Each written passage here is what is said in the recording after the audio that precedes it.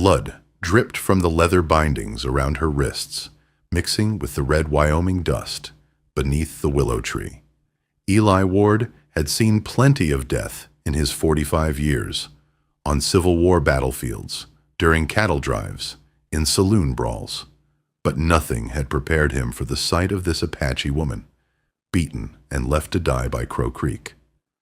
Her chest rose and fell in shallow gasps.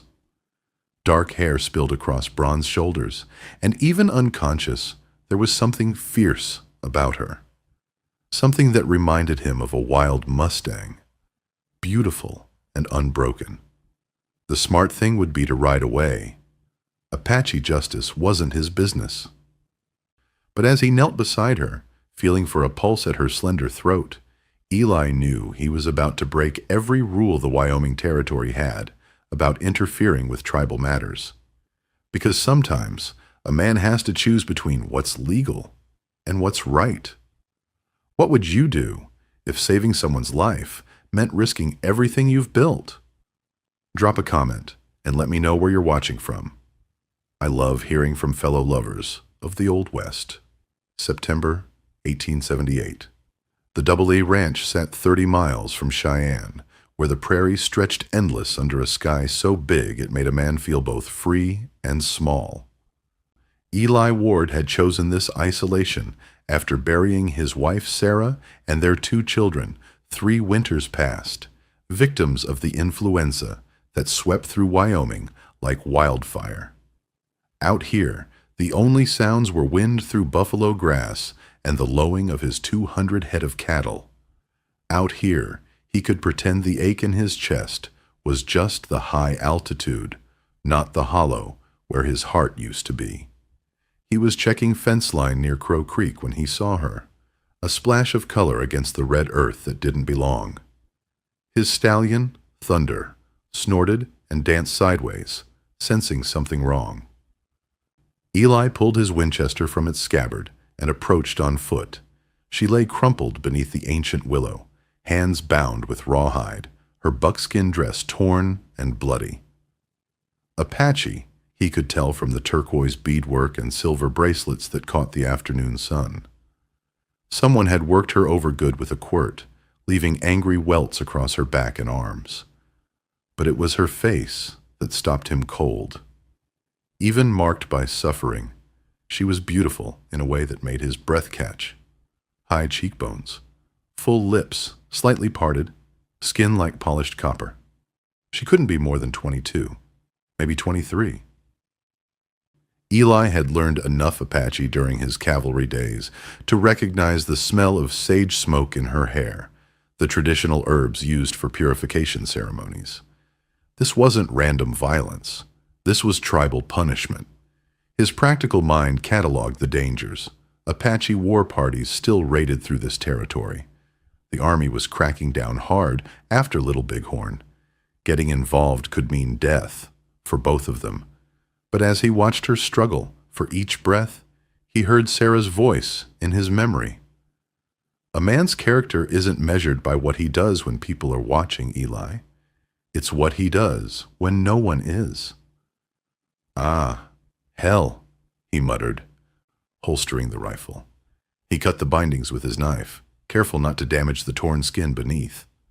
When he lifted her, surprised by how light she was, how perfectly she fit against his chest, her eyes fluttered open. They were the color of amber whiskey and filled with such fierce pride, even in her broken state, that something long dormant stirred in his belly. "Easy now," he said softly. "You're safe." She tried to speak, but only managed to croak. Her lips were cracked from thirst, and when she attempted to push away from him, her strength failed completely. The ride back to the ranch was torture of a different kind. She was barely conscious, her body limp against his, and every step Thunder took pressed her soft curves more intimately against Eli's chest and thighs. The scent of her, sage and leather, and something uniquely feminine, filled his nostrils. It had been 3 years since he'd held a woman, and his body responded despite the circumstances, despite his shame at such thoughts while she lay dying. By the time they reached his cabin, the sun was setting behind the mountains, painting the sky the same red gold as her skin. Eli's cabin was rough but clean. 2 rooms, a stone fireplace, walls lined with books Sarah had insisted on bringing west. He laid the Apache woman on his own bed, then heated water and gathered clean cloth for her wounds. As he washed the blood from her back, he tried not to notice the elegant curve of her spine, the way her breathing made her ribs rise and fall beneath translucent skin. But when she suddenly jerked awake and rolled away from him, a knife appearing in her hand as if by magic, all clinical detachment vanished. "Stay back!" The words were English, accented but clear. Eli raised his hands, water bowl still balanced in one. "Easy. I'm not going to hurt you. You are Bilagana, white man. You think you own everything you touch." Her amber eyes blazed with hatred and pain. "I think you were dying by that creek, and now you're not. Everything else we can figure out later." She studied his face, the knife steady in her grip despite her weakness. Whatever she saw there made her lower the blade slightly. "Why?" she whispered. "Because leaving you there would have made me less of a man than I want to be." For a long moment they stared at each other across the small room. In the lamplight, her beauty was even more striking. Sharp cheekbones, full mouth, eyes that seemed to hold secrets and sorrows. Her torn dress had slipped off one shoulder, revealing the swell of her breast, and Eli had to force himself to look away. "I am Ayana," she said finally. "Flower that blooms forever." "But they—" Her voice broke. "They said I could no longer carry that name, that I dishonored it." "What's your crime?" Eli asked, sitting slowly in the chair by his bed. "Must be something terrible to deserve what they did to you." Her laugh was bitter. "I refused to marry the man they chose for me. He already had 2 wives. He beat them. I said no." She met his eyes defiantly. "Among my people. This is rebellion." Eli felt something shift in his chest, anger at whoever had hurt her, but also recognition. Here was another soul who'd been punished for choosing their own path. "Well," he said carefully, "in my house, a woman's no means no, and you can call yourself whatever name feels right." "Anna," she said after a pause. "I learned it from the missionary school. It means grace." "Anna it is, then." He gestured to the bowl of water. "Will you let me clean these wounds? They'll fester if we don't tend them proper." This time when he touched her, she didn't pull away. His calloused fingers were gentle as they cleaned each cut, and he tried to ignore the way she shivered when he traced the cloth along her collarbone, the soft gasp when he reached a particularly tender spot. "You have done this before," she said quietly. "Doctoring. War teaches a man many things, not all of them about killing." As he worked, she studied his face, the weathered lines around green eyes, the gray threading through brown hair, the quiet competence in his movements. This was not what she'd expected from a white rancher. There was kindness here, and pain that matched her own. "You're a woman," Anna said, noticing the feminine touches around the cabin. Curtains, a few wildflowers in a jar. "Where is she?" Eli's hand stilled. "Buried on the hill behind the house. Her and our 2 children. Influenza. 3 winters past." "I am sorry." And she was. She could hear the grief in his voice, see it in the way his shoulders sagged. "That is why you live alone. Seemed safer that way. Can't lose what you don't have." Anna reached out, almost without thinking, and touched his cheek. The intimacy of the gesture surprised them both, but neither pulled away. "Sometimes," she said softly, "the safety we choose becomes its own prison." In the days that followed, Anna proved she was more than just a beautiful face. She had skills, could handle horses like she was born to it, knew which plants healed and which ones killed, could track game across ground that looked empty to Eli's eyes. She also had pride that ran bone deep. When she was strong enough to walk, she insisted on earning her keep. Eli would find her mending tack, grinding corn, tending his small vegetable garden with an expertise that made his own efforts look clumsy. "You don't owe me anything," he told her one morning, watching her repair a bridle with intricate beadwork that turned plain leather into art. "I owe myself," she replied without looking up. "I will not be a burden to any man again." But it was the small moments that undid him. The way she hummed while she worked, soft Apache melodies that made his chest tight. How she'd stand on the porch at sunset, wind pressing her skirt against the curve of her hips and thighs, while she watched the sky burn gold and crimson. The unconscious grace in every movement, from the sway of her walk to the elegant way she braided her long black hair. 3 weeks in, she caught him staring while she hung laundry on the line. Their eyes met across the yard, and something electric passed between them. Acknowledgement of the desire they'd both been pretending didn't exist. That evening, she prepared rabbit stew, seasoned with wild sage and roots she'd gathered. They ate in comfortable silence until she spoke. "Tell me about her, your woman." Eli set down his spoon. "Why?" "Because she lives in this house still. I see her in the way you fold clothes, set the table. She was gentle." Sarah was sunshine in human form, believed in the good in everyone. He smiled sadly. "Would have loved you, I think. She always said strength and kindness weren't opposites, just different ways of caring." Anna watched him over the rim of her cup. "And you? Do you see kindness in me?" The question hung in the air like smoke from the fire. When Eli looked at her, really looked, he saw a woman who'd survived betrayal and violence, who worked harder than any man he knew, who could gentle a wild horse with whispers and kill a rattlesnake with a thrown rock. "I see someone who chooses to heal rather than harm," he said finally, despite having every reason to hate the world. Anna rose and moved to stand before the fire, her silhouette outlined in gold. When she began to pull the pins from her hair, Eli's breath caught. The dark mass tumbled over her shoulders like a waterfall, and she shook it out with unconscious sensuality. "In my tribe," she said, not looking at him, "a woman's hair is her power. Only her husband may see it unbound." She turned then, and her amber eyes held his steadily. "But I am no longer of that tribe.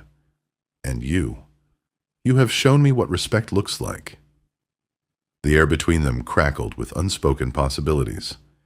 Eli stood slowly, every muscle in his body aware of her nearness, the warmth radiating from her skin, the way the firelight played across the hollow of her throat. "Anna." His voice came out rougher than intended. She stepped closer, close enough that he could smell the sage in her hair, see the pulse beating at her temple. "Do you want me to leave, Eli Ward?"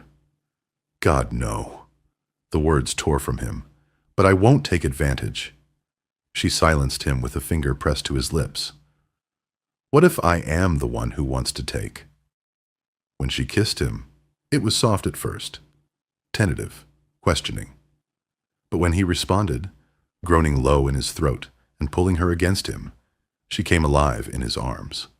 Her mouth opened under his.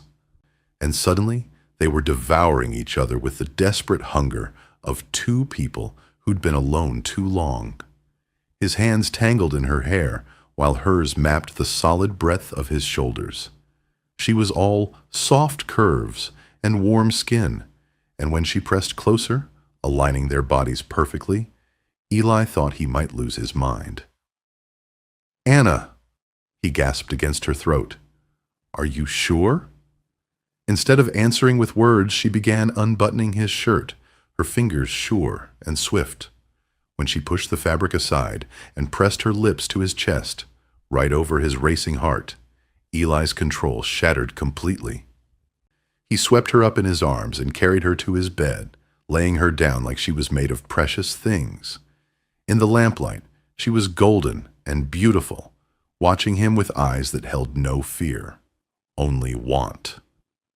What happened next was slow and sweet and desperate all at once. Years of loneliness melted away as they came together, two damaged souls finding healing in each other's touch. Anna was generous and demanding by turns, showing him that passion could be tender, that desire could be sacred. Afterward, they lay entwined in the tangle of sheets, her head on his chest, his fingers threading through her hair. "I never thought I could feel this way again," Eli murmured into the darkness. Anna lifted her head to look at him, and in her eyes he saw his own wonder reflected back. "Nor I," she whispered, "but perhaps some things are worth the risk of feeling." 3 weeks of bliss ended with the sound of unshod horses approaching the ranch. Anna heard them first, her head snapping up from where she'd been helping Eli repair fence. "Apache," she said simply, and the joy drained from her face. Eli counted 5 riders cresting the hill, warriors in paint and feathers, carrying traditional weapons alongside a few modern rifles. At their head rode an older man, whose bearing spoke of authority and grief. "My uncle," Anna whispered, "Nalnish, war leader of our band." They dismounted at the edge of Eli's property line, a deliberate show of respect or warning. Nalnish rode forward alone, his weathered face stern as winterstone. "I seek the one who was called Ayana," he said in accented English. "I'm here, uncle."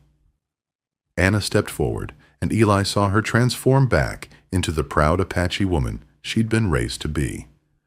But she stayed close to his side, a subtle claiming that wasn't lost on the old warrior. "You dishonor yourself, child. And us." Nalnish's voice carried disappointment heavier than anger. "This man has bewitched you, made you forget who you are." "He has reminded me who I choose to be," Anna replied. "I am free, uncle. For the first time in my life, I am free." "Freedom?" Nalnish's laugh was harsh. "You trade your people, your blood, your spirits. For what? The bed of a Billigana. His ancestors killed your father at Little Bighorn." The words hit like physical blows, but Anna didn't flinch. "My father died fighting for our people's right to choose their own path. I honor him by choosing mine." Eli had stayed silent, but now he stepped forward. "With respect, sir, your niece came to me near death. I gave her shelter and healing. Nothing more was asked or expected. Yet you take her as your woman. You make her into something she is not." "I love her," Eli said simply, "and she chooses to stay." The admission hung in the autumn air. Nalnish studied them both, this grizzled white rancher and the woman who'd once been his brother's daughter. "Love," he spat. "You know nothing of love, Billigana. Love is sacrifice for your people. Love is duty to those who came before and those who will come after." He turned to Anna. "Come home, child. The council has agreed. If you renounce this madness, you may return. You will be given to Bidziel as planned, but he has agreed not to beat you if you are compliant." Anna's face went white. "Bidziel killed his last wife, uncle. Everyone knows it. She was weak. You are strong. You will survive." "Surviving isn't living." Anna's voice grew stronger. "I have learned the difference." Nalnish's expression hardened. "Then you choose exile. You choose to be dead to us." "If that's what freedom costs," Anna said steadily, "then yes." The old warrior dismounted, and for a moment Eli thought violence would erupt. But instead, Nalnish pulled a knife from his belt. not in threat, but in ceremony. He cut a lock of Anna's hair, letting it fall to the ground. "The daughter of my brother is dead," he intoned formally. "The woman who carries her face is nothing to us." It was a cruel ritual, and Eli saw how it cut Anna deeper than any physical wound. But she bore it with dignity, never looking away from her uncle's face. "However," Nalnish continued, and something shifted in his tone, "if this Bilagana can prove himself worthy, if he shows he values what he claims to love, perhaps the woman who is dead to us might yet find a place between worlds." "What kind of proof?" Eli asked. "Combat, tomorrow at dawn. You against our strongest warrior. If you win, we acknowledge your claim and leave you in peace. If you lose—" He shrugged. "The woman returns to face judgment for her crimes. And if I refuse?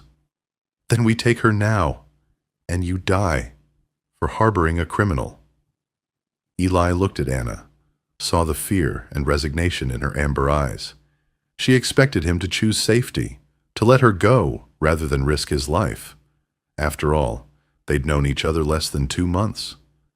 But as he looked at her, this fierce, beautiful woman who'd brought light back into his dark world, the choice was already made. "Dawn it is," he said. That night, Anna tried to convince him to run. "You don't understand," she said, pacing their bedroom like a caged cat. "Tarek is their champion. He's killed 7 men in single combat." "Then I'll be the 8th, Eli replied calmly, cleaning his Colt 45. "This isn't a joke." She grabbed his hands, forcing him to look at her. "I'm not worth dying for." Eli set aside the pistol and cupped her face in his palms. "That's where you're wrong, darling. You're worth everything." They made love that night, with desperate intensity, as if they could imprint themselves on each other's souls. Anna wept silently as she rode him, her tears falling on his chest like rain.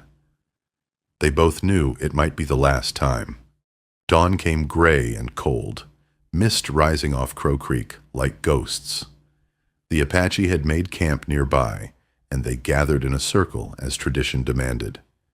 Tarek was everything Anna had said: tall, powerfully built, with scars that spoke of many battles.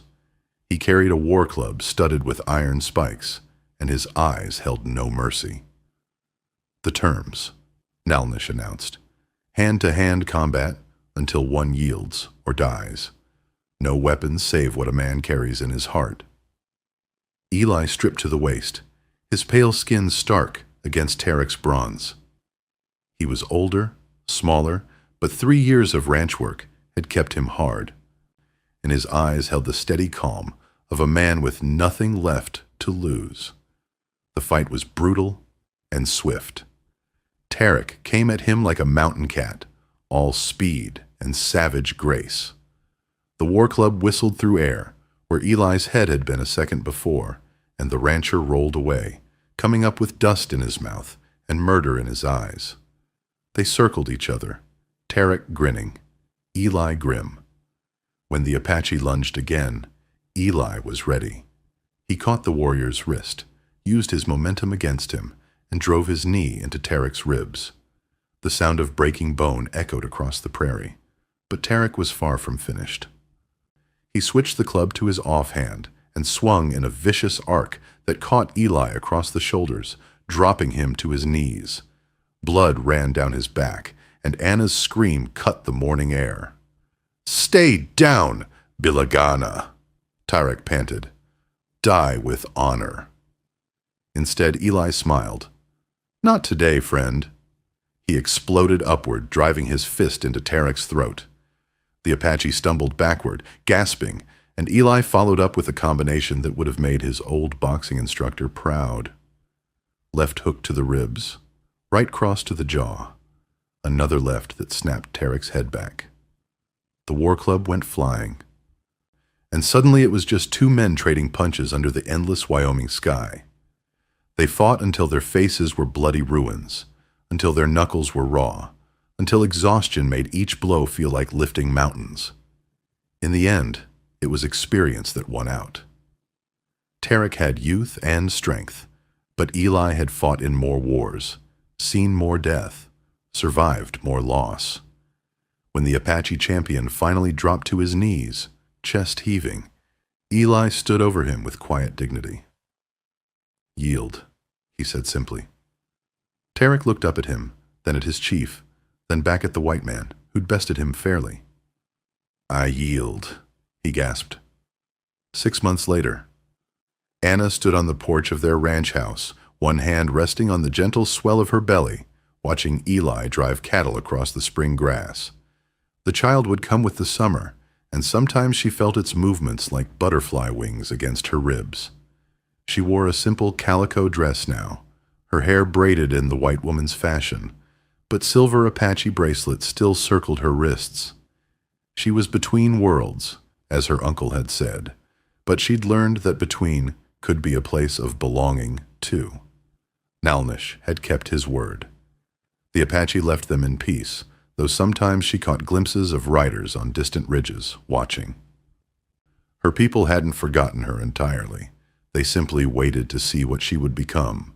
Thunder approached the house, and Eli swung down from the saddle with the easy grace of a man born to this land. At 46, he looked younger than he had in years. Love, Anna reflected, was powerful medicine for the spirit. "How are my girls today?" he asked, wrapping his arms around her from behind and nuzzling her neck.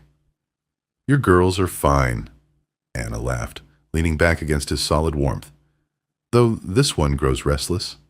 I think she will be a rider like her father. Or a warrior like her mother." They stood together in comfortable silence, watching the sun sink toward the mountains. The sky burned gold and crimson, the same colors that had filled Anna's world the night Eli first kissed her. "Do you ever regret it?"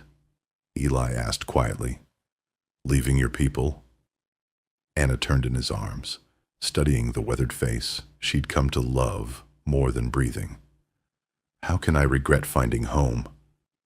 In the distance, a nighthawk cried, its voice carrying across the prairie like a blessing.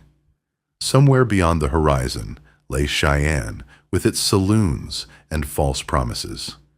Somewhere behind them lay the ghosts of who they used to be.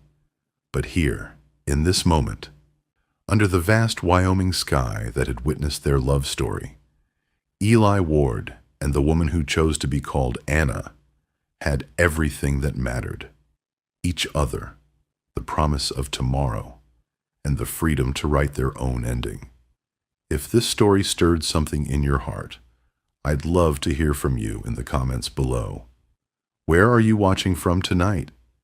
And don't forget to hit that like button and subscribe for more tales from the untamed frontier. Because everyone deserves a love worth fighting for.